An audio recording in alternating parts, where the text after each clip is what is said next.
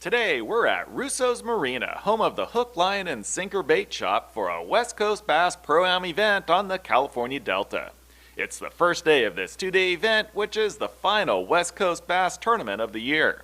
It's a calm, cool morning, and the anglers have already blasted off from Russo's, and now with the expert help of Joe Everett, we're heading out to find the participants that are now spread throughout hundreds of miles of the Delta's waterways, looking for scattered fall transition bass.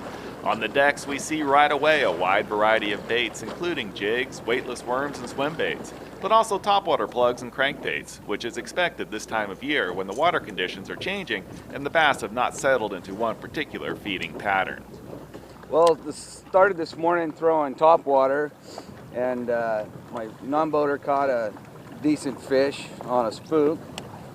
I had a good blow up on a spook, but it came unbuttoned, and then he broke one off on a Senko. So day hasn't exactly started the way I was hoping it would, but at least we got one in the well. Looking for these fish that are fattening up on the shad.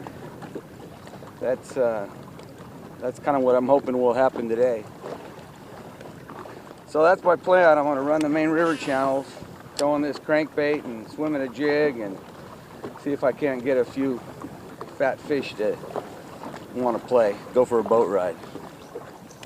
You got a zoom on that thing? Make it look bigger than it is. Well, practice has been going, fair for me. I've been catching, 10 to 20 fish a day, with maybe a limit of 2.5 to 3 pounders, and, once in a while a pretty good one mixed in there. We've been getting a few on the OB minnow wake bait. I got one on that this morning, but it was small, especially for the wake bait. It was about 2 pounds. And then, we cranked up a couple. And we're getting, maybe one good crankbait fish a day. But most of the fish have been coming out of chatterbait, and I put a big bulky Berkeley trailer on the back.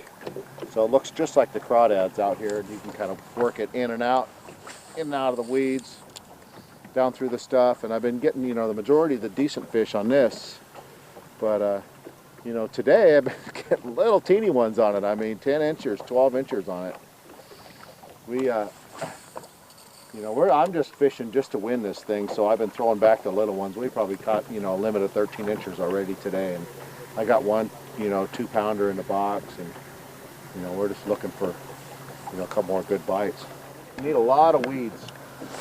Seems like that's where the better quality fish have been. You can pull up just about on any rock bank, it doesn't have any weeds at a point, throw a little crankbait and, catch a bunch of little ones.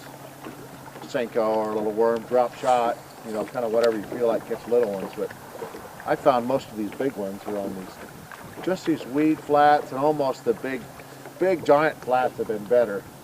There's a couple of them up here a little ways that have, weeds go out about 100 yards, and I've been getting them at the high tide right up on the bank, and, at the low tide I've been catching them out like 100 yards from the bank.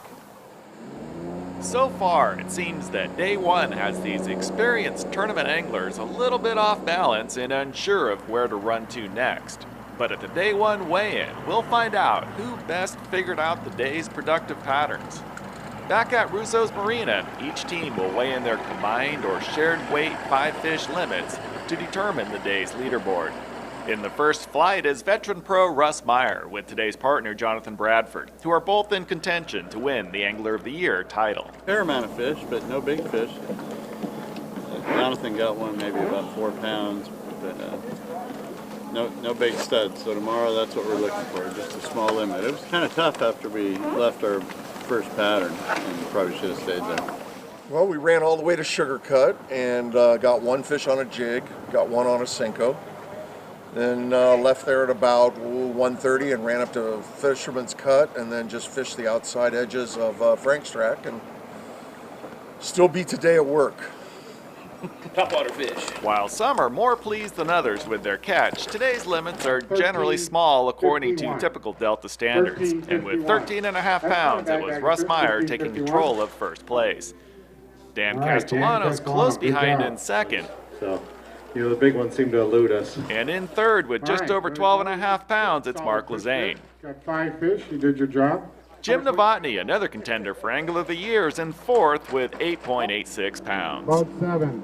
After this break, it's day 2 of the West Coast Bass Pro-Am, where we'll crown this year's Angler of the Year. And we're on the water with fishery scientist Dennis Lee. Considered to be invasive.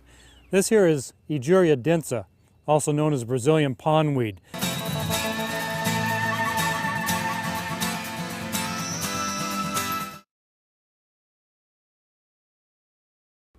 Boat numbers in reverse order. Welcome back to the California Delta. I'm Justin Wolf. It's first safe flight, and Larry Viviano has them blasting off out of Russo's Marina. Today will not only give us pro and amateur champions for this tournament, but also an Angler of the Year. So in today's field, those in contention for Angler of the Year may be considering a different strategy than those who are just fishing to win this tournament.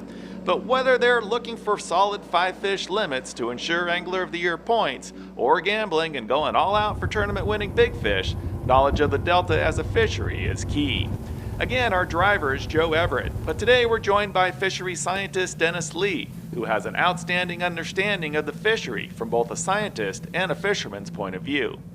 The first boat we find is that of Dan Castellano, who's fishing with Alton Forth today. Well, we got a slight change in the pattern today. We got a little more wind than I had yesterday, so we're catching them, doing lots of different things. We got 4 keepers in the box right now.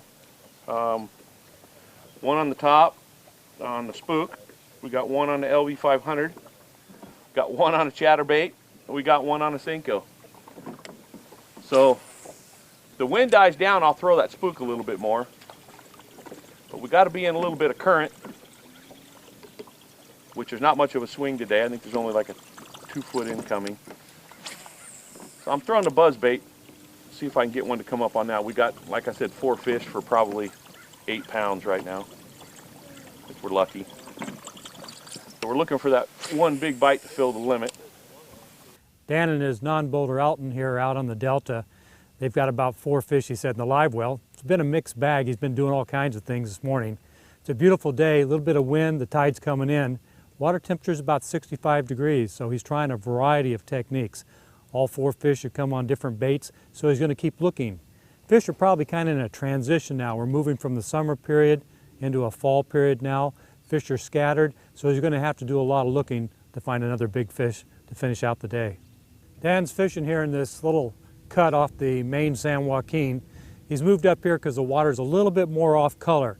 This time of year in the transition from summer to fall, the water starts clearing, making it a little bit tough to find some big fish. These backwater cuts often provide habitat for some really good sized fish. He's going to try some topwater back in these areas and may come up with another big fish.